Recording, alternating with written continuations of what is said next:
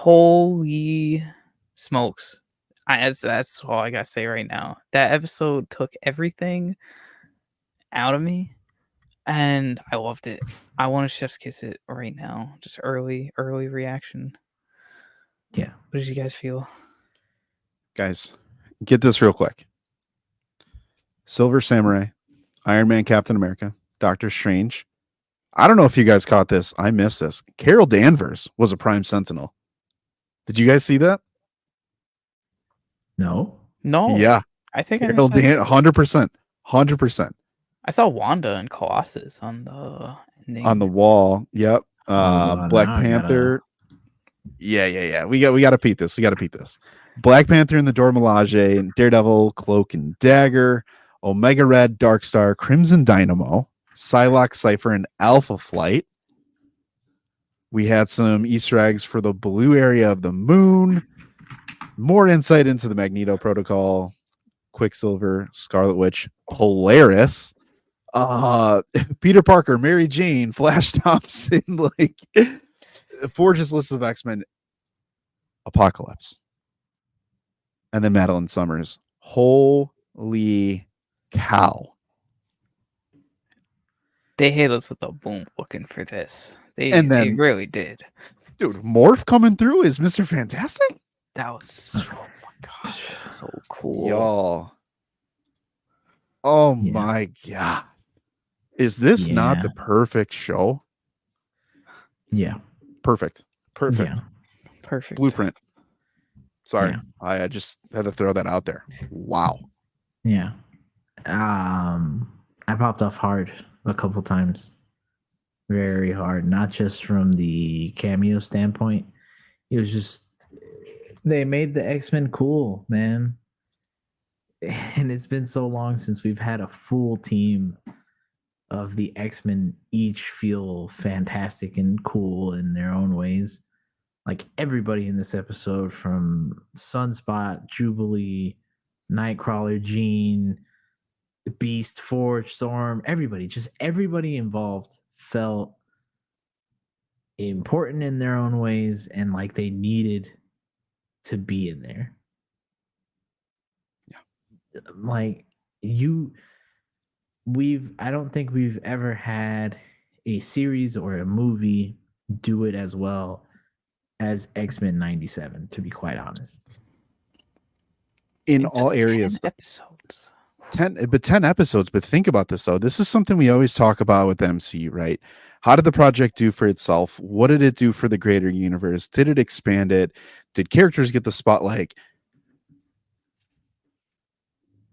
I never would have thought in a million years at the end of this, I'd be like, yo, Jubilee is actually kind of legit. Like before, I was like, Jubilee's butt.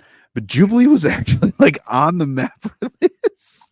Oh my gosh. I mean, she basically gave Bastion a death blow. Yeah.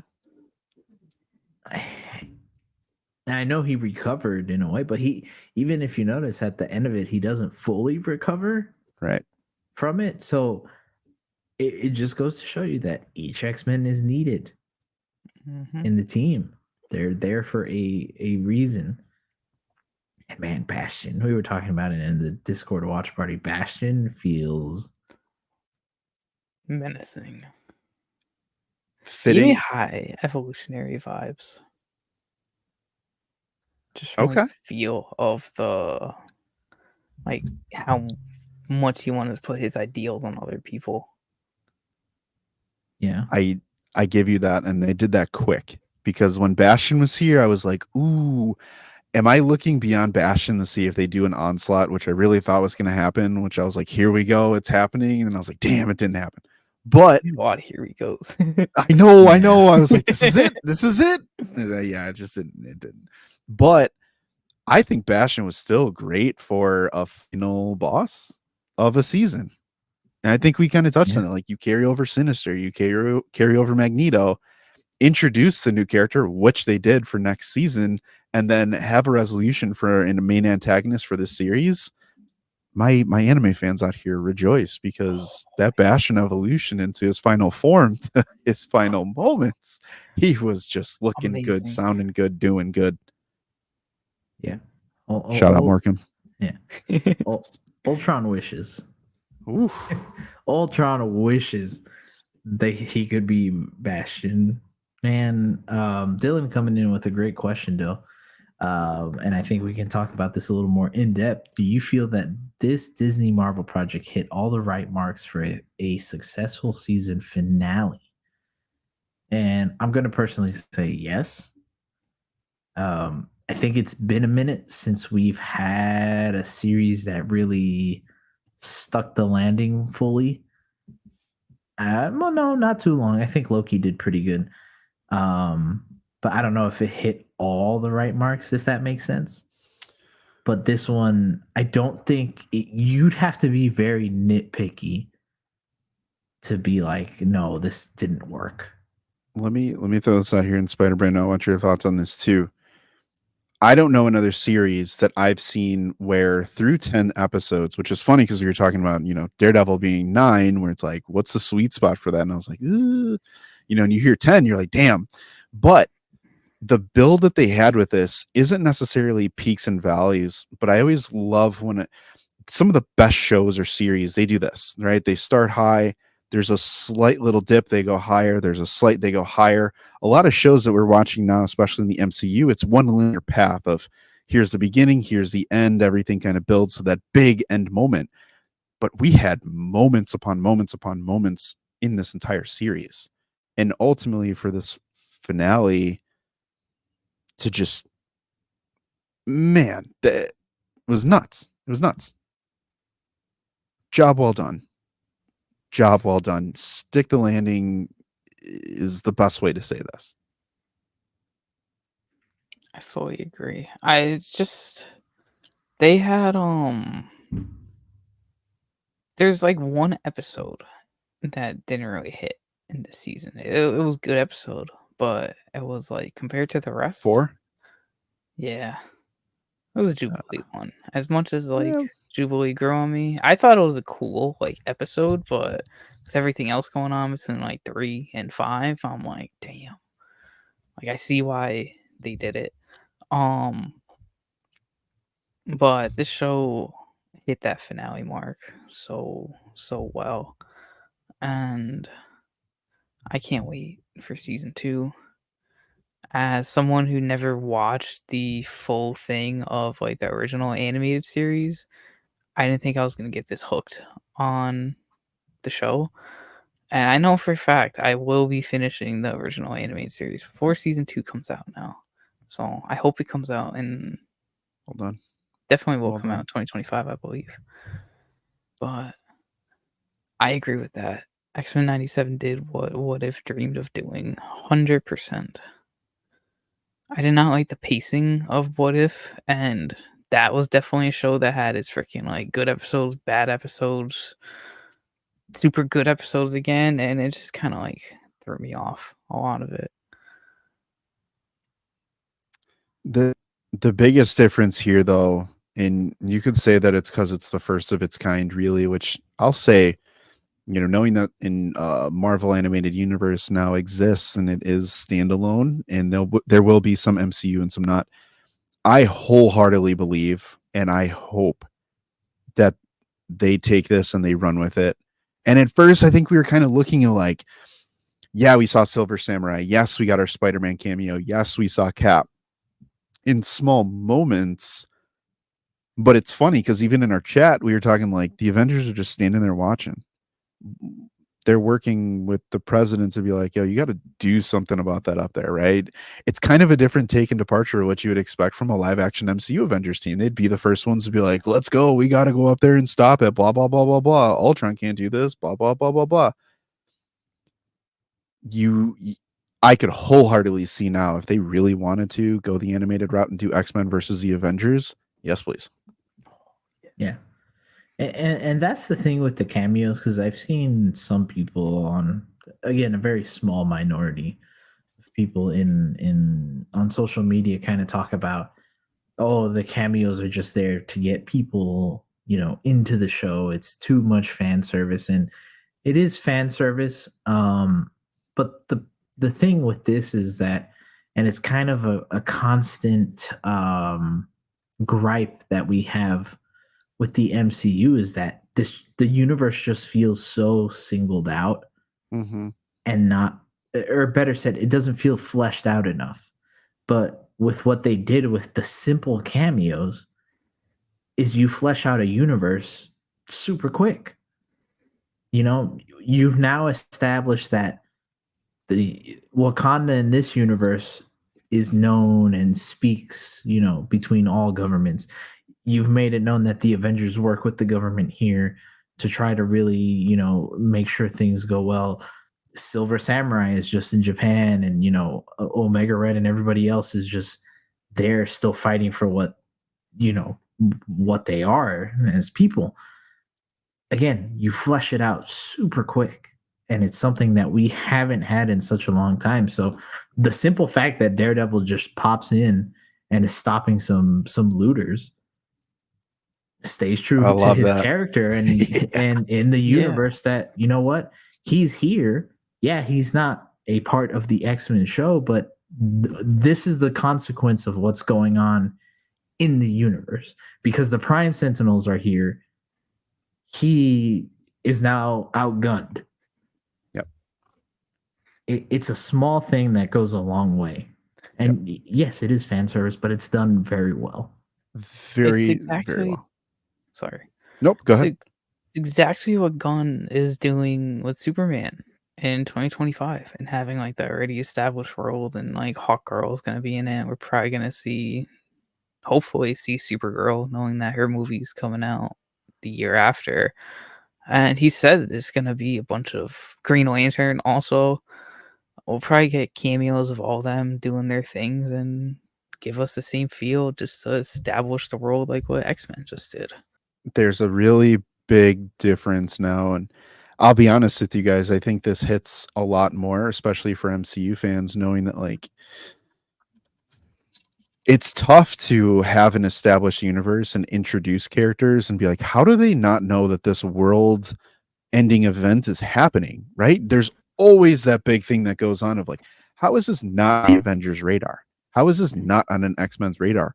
Why isn't Wanda here stopping this? She's powerful enough. Would she want the Earth destroyed? Well, guess what? They're showing you in this episode exactly where these characters stand. And then you get more idea of like, if you are thinking why this person isn't here, little Easter eggs. Guess what? Wanda's off world somewhere. We don't know.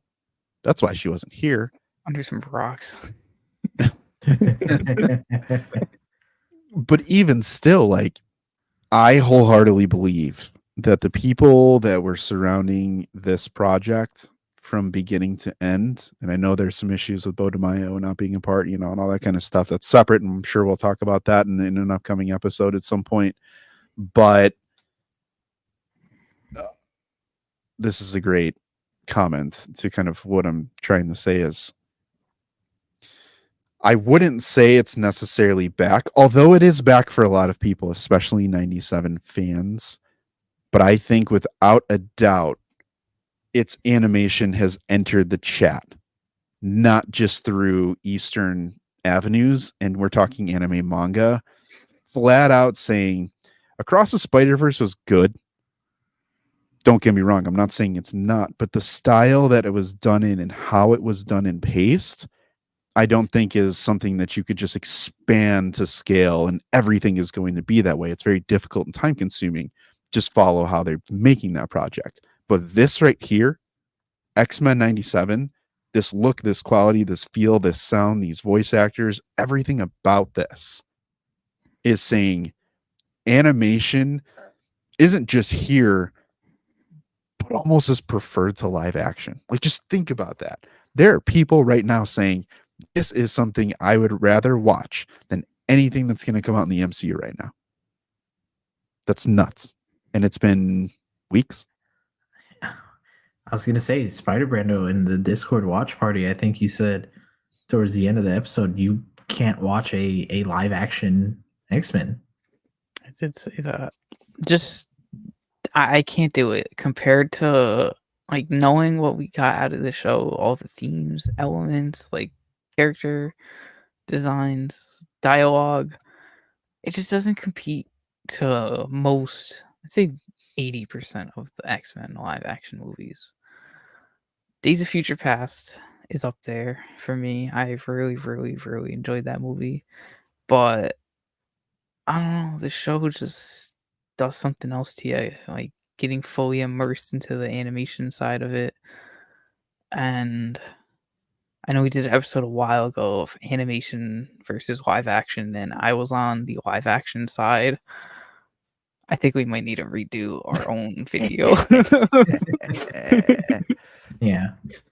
It's just one of those things that when the right project comes along and really shows what it can do, it it's just it makes all the difference, all the world of difference. For example, I think Infinity War came out and Endgame came out, and it's something we've been saying for a while, but it kind of ruined the MCU for a lot of people because now if everything wasn't like Infinity War and Endgame, it's just kind of bad now. But the good thing with X-Men 97 is this type of project is sustainable. Like this type of quality and animation and voice acting, kind of like what you were saying, this can be replicated into a a Spider-Man 98, a Fantastic Four animated series, any other animated series for whatever other superhero you want to give. It can be done and it can be kept up. And Infinity War just can't because that's a special event of 10 plus years of storytelling. X-Men 97 just came out. And while it continued a story, in reality, let's be honest, it set up its own more than anything and introduced people to a lot of things. And I remember when Bastion first came out in his episode a couple weeks ago, and people were like, "Who the heck is this? Who the heck is Bastion? I don't know who this is." And then people started learning about him, and now people, and I think just look at us in our Discord party, how we're like, "Wow, Bastion is actually like a really cool villain." That you can do that. You can do that with the Hulk. You can do that with Spider-Man. You can do that with gosh, anybody you want. Daredevil, whoever. Pick and take their name, insert them in there, give them the X-Men 97 treatment, and you're going to have a lot more happy people being like, yes, Marvel's listening. Yes, thank you, thank you, thank you, thank you. This has done wonders for fans of the X-Men, for fans of mutants, for fans. I mean, in my lifetime, I've never seen anything like this that has done the mutants justice. And what I think we've talked about this. For me personally, I think 4 or 5 of my top 10 are mutants for Marvel characters. I've never seen them done like this before. I just, you get that in the pages, right? And then they made an attempt at this the first time with the 90s during the glorious time that was. And you're just like, oh man, that's the best I've ever seen Cyclops. And then you see this and you're like, no, this is the best I've ever seen Cyclops. This is the best I've ever seen Storm. But they're just little details. And I wholeheartedly am backing this now. The people who are part and are making these projects, it's almost like they're paying homage to those that they watched when they grew up, right? And people say that they're just like, we're not trying to replicate what we saw in the 90s or the 80s. It's just ingrained in our DNA. So when we come up with original content and these things, you're going to feel those elements that we learned back then. But with today's capabilities and technology is the best it's ever been. Stories have come out. We've seen so many things happen at scale that a lot of people know what fans don't want and what fans do want. And they're fans themselves who are behind creating these projects that are like, this is what I've always wanted to happen. And we just brought it to life. Like, how wild is that? Yeah. Yeah. And to your point of how they're just showing what's ingrained, you look into how what this show references, not just in terms of comic books, but going outside of that, going into the fighting game genre. How, again, I know we kind of touched on it a little bit in some of the other chats about X-Men 97, but how big of an inspiration clearly the Marvel fighting games of the Mhm. 90s were for this, like Marvel vs. Capcom, Marvel superheroes. You know, even when it comes down to characters that aren't even in an X-Men, for example, Iron Man. Yes, I know that Iron Man costume is a comic accurate costume, but it's very intentional also that Iron Man costume is the Iron Man costume from Marvel vs. Capcom. Yep. Like, and the moves that Rogue is doing, Yeah. how Magneto's coming in, those are all references to the things that they remembered and loved and were like, because again, it just doesn't stem from comic books. It stems from things like that when they were in the arcades playing the video games. And I think we 100%. can include ourselves in it. Seeing Magneto and Wolverine and, you know, team up with all your other favorite heroes, it's super cool. So when we see it on you know, on the screen now, it's like, wow, no, they get what we want and what we like. And it's Oh, just, it's cool to see. and what we don't like, 'cause they even had that episode of when they're getting the new suits. What are we getting? Black leather. Yeah. Yeah. Yeah. Yeah. Nice plug. Nice plug. Listen, we've talked about how many overall great things that have been included in these last 10 episodes. But for you guys, what was your favorite thing, or what really was a theme, music, art, fight choreography? What was something that stuck out to you that felt it was top tier, S tier, some of the best you've ever seen across any medium type of thing? And I'll kick it over to you, Hero, first. Um, what was your thing? I mean, kind of going to what Air is talking about is it's the fight choreography was just insane. I mean, it's been a long time since an animated series, a Western animated series, Yeah. gave me the feel of like an anime in terms of its fight scenes and being like, you know, wow, just amazing that every time someone starts doing something. And I mean, in this episode alone, a beam clash. I never expected a beam clash in an X-Men show, and I geeked out hard, super hard, because it was so cool to see. I mean, Morph using his powers, a character that in reality nobody really cares about that much, a very obscure character, yet when they are using their powers, it's just fantastic. Yeah.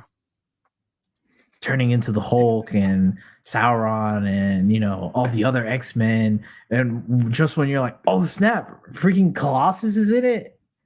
And then they turn back into Morph and you're like, oh wow, that was awesome. Yeah, the fight scenes at perfection. Dude, Spread the right now. animation was freaking crisp. But I'm gonna go with my top thing from the show was the dialogue.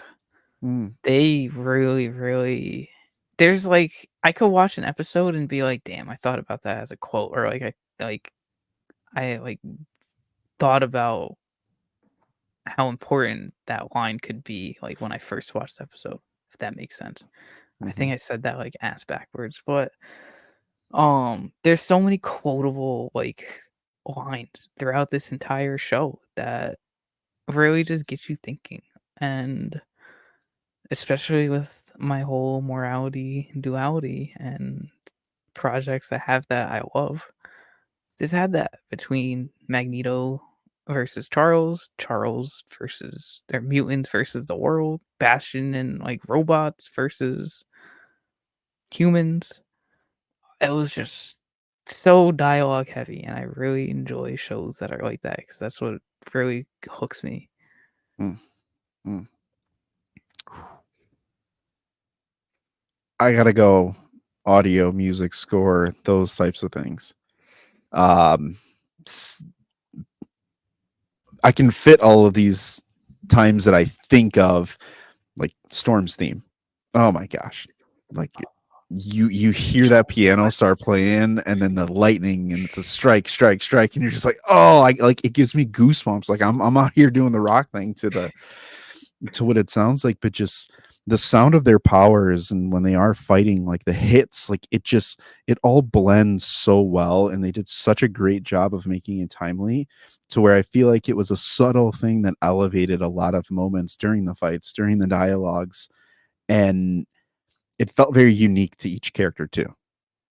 I think sometimes shows kind of get in, and just kind of duplicate their best across multiple characters. And you're like, But then you hear Cyclops with his beam, and it's like there's the short beams, there's the long beams, there's the more powerful beams. Just it's details when they layered these sounds over, all of these scenes and moments that they animated, and it's just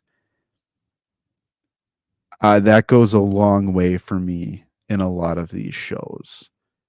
But that's what I've come to expect from a lot of the best anime, right? And the fact that I'm feeling that again from a Western animation, it's very surprising and very shocking. And the drama, I'll say this, the drama and the build that they use takes me back to like an Attack on Titan, to a Demon Slayer, to some of those where it's just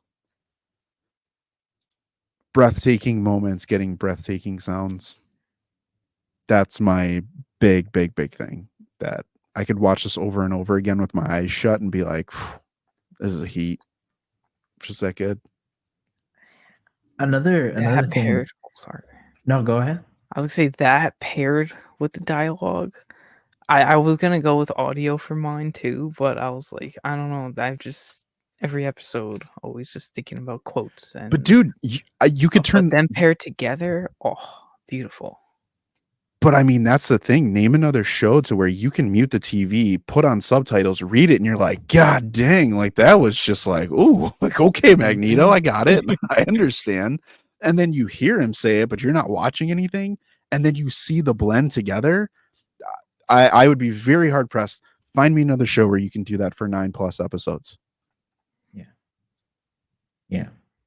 No, and that's the thing too. It's the themes that they portray throughout it, and how the little things come back, where Magneto has his amazing speech in, what is it, episode 2, and then in, I can't remember what episode it's in, but when she's like, yeah, Magneto was right, it's such a cool moment of how they bring up the themes again in little ways. Mm-hmm. And then also in more overt ways, where, for example, you have Sunspot from the very beginning of the show, someone who is reluctant to be a mutant, to show off his powers and use it, to now at the end hitting a Frieza pose and being like, yeah, it's got flair with it, and going toe to toe with what is probably one of their scariest villains at that time in Bastion. It's so cool to see. And they don't slam you in the face overtly with it, but once you start thinking about it, you're like, oh man, his journey is actually very cool. Very cool. Magneto's very cool. Cyclops, Jean's with Cable. Him accepting that, you know what? No, my parents are great. Versus him being at the start very very distant from them. It's just, man, you can't name me a show like this that hits drama, feeling, excitement, and hype levels while still maintaining a good through line story. You can't name me another show like that. You can't. No. One thing I just want to follow up on that with is, even with as much as they've done in this and advanced and developed, listen, I would love to do a study on this. When we talk about character development, this is a show that you look at for character development. Majority of these characters changed the core of who they were by the end of this series. Those are true changes that they're going to take with them, regardless of what time period they are in. They are forever different through these 10 episodes. That being said, there's still way more room to go. Oh yeah. So I don't know how the heck season 2 is gonna go about. I mean, I do know because like what they set up, but like I'm not too familiar with the whole Apocalypse storyline or what exactly happened of them going throughout time periods. But that's man, the beauty of it. That's the beauty. Get ready. I need it right now. Or Spider-Man 98. I'll take one or the other. So let's set the scene real quick. Do you guys want to talk about kind of season 2 setup and kind of what we think, or do we want to I got wait one. on that? We could do that, but I got one question before we do any season 2 stuff. Let's rock and roll. How would you rate season 1 out of 10? Throw it off to Hero. Oh God. This very well could change tomorrow. I just want to think on it a little more because I mean we just watched the episode, and I need to watch it maybe one more time. I'm What gonna about say the finale then? Just the finale. just the finale, 10. Yeah, 10 out of 10. And entire season, 9 out of 10. I just need to think a little more on the entire season, but I can confidently say the finale is a 10 out of 10. Okay. I will go right now. I'm going to go the finale's a 10. The series is a 10 out of 10. However, I'm saying it's a 10 out of 10 simply based on an enjoyment factor and just going along for the ride of, with the knowledge that I do have.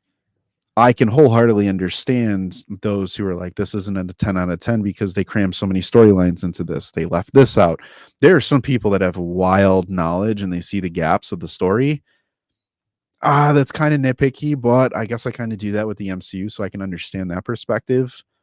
For me, though, the only reason why I would say that this is definitely a 10 out of 10 is because of how it made me feel throughout, how much I want to see it, how much I thought about it, how much I wanted to talk about it, all of those things.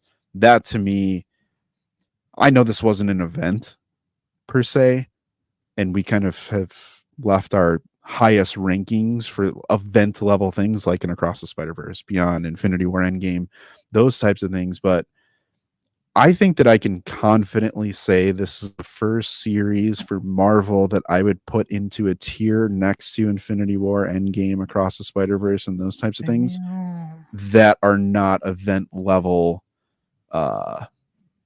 series or show. Like it was that good for me. I like it. I would also say the finale is 10 out of 10. I'd say the series as a whole, 9.5 out of 10. Very up there, but I feel like I'm lacking a lot of X-Men knowledge. So could be going up, could be going down, like you guys mentioned about where some gaps could be.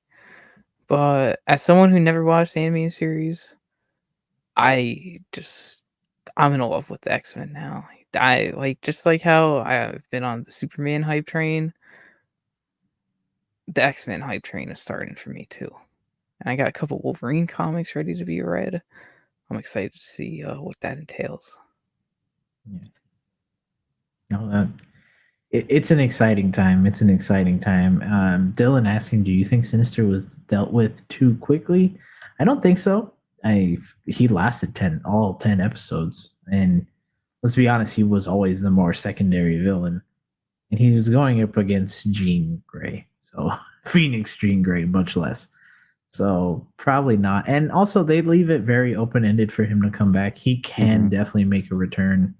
Sinister is just one of those kind of villains that he's beaten once, but he'll come back. So yeah. I don't think that's one thing we need to worry about. No, I don't think so. Him being kind of that shadow villain throughout the entire series, I think it was enough, but he didn't overstay his welcome. And in the ending, he had a moment, it seems, of like a villainous, like, ha ha ha moment, and that harkens right back to the 90s of like, I defeated you. And it's like, no, you didn't. And he's like, oh, I'm going to run away. Like, it just felt so 90s for how they dealt with Sinister. But I could see Sinister being that multi-series guy who's just going to stay around until the very end. And then he's going to have his big moment to where they ultimately overcome him for good.